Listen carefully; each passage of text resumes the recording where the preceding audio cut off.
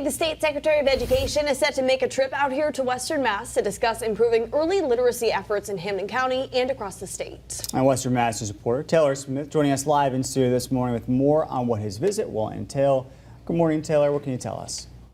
That's right, David and Amanda. Secretary of Education Pat Tutwiler, local officials, education leaders, and teachers are all set to come together for a roundtable discussion focused on initiatives to enhance early literacy for young students in Hampden County.